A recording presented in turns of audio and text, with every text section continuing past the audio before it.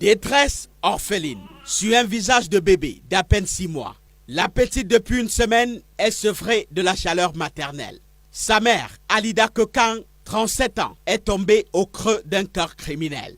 Histoire d'une mort troublante, la jeune fille est partie de la maison le 16 août aux environs de 17 h. Destination Mokolo, laissant derrière elle ses 2 enfants. Ce bébé de 6 mois et l'aîné de 14 ans. Elle a eu un appel, on a demandé de venir prendre un paquet. À 20 h, je l'ai appelée, elle a dit qu'elle est en route, qu'elle revient, mais elle parlait doucement comme si elle avait peur. Toute une nuit sans nouvelles.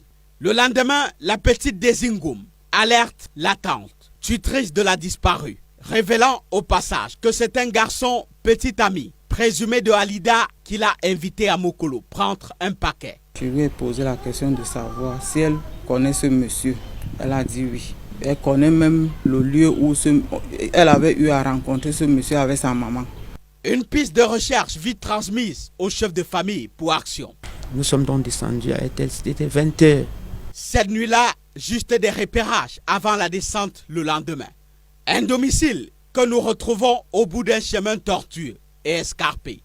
Déclaire est la tante du suspect, un certain Niébé. Ici, on le connaît comme le bandit de la famille. Et ce jour-là, il est passé.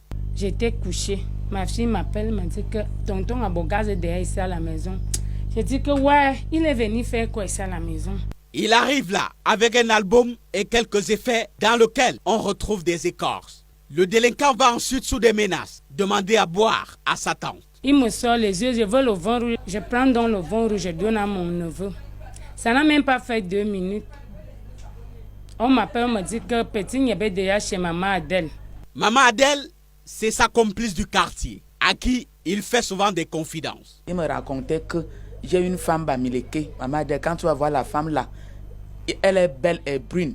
Je vais le marier. Les recherches ont duré 5 jours. Et c'est finalement vendredi que le corps sans vie de Aline sera découvert à Bankolo, dans un champ au sommet de la montagne. Confirmation de malheur, comme un décret du diable pour faire de ce trésor une orpheline si petite.